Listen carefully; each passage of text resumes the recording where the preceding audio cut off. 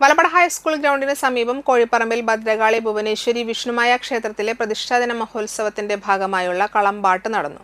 രാവിലെ മുത്തപ്പനും വീരഭദ്രസ്വാമിക്കും വൈകിട്ട് വിഷ്ണുമായ സ്വാമിക്കും വിശേഷാൽ പൂജകൾ നടത്തി. പൂജകൾക്ക് NS പ്രജീഷ് ശാന്തി മുഖ്യ കാർമ്മികത്വം വഹിച്ചു. തുടർന്ന് രൂപകളം ദർശനവും കളംപാട്ടും നടന്നു. ഷിബു ഷാജൻ ഊരകവും സംഘവും നേതൃത്വം നൽകി. നിരവധി ഭക്തർ ചടങ്ങുകളിൽ സംബന്ധിച്ചു. ചടങ്ങുകൾക്ക് ക്ഷേത്രം president Bineesh KP, secretary Suresh KB, Baiju KD, Sathyanandan KK, Shinoj KV, Sadanandan, Prakashan KV, Vijay Hari, Raveendran KK എന്നിവർ നേതൃത്വം നൽകി.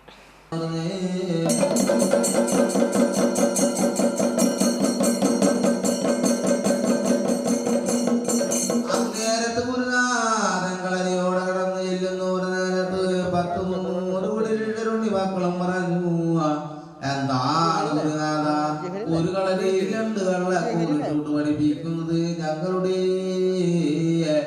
അച്ഛനും അമ്മയും തരുന്നത് പുത്തനല്ലേ പണമല്ല.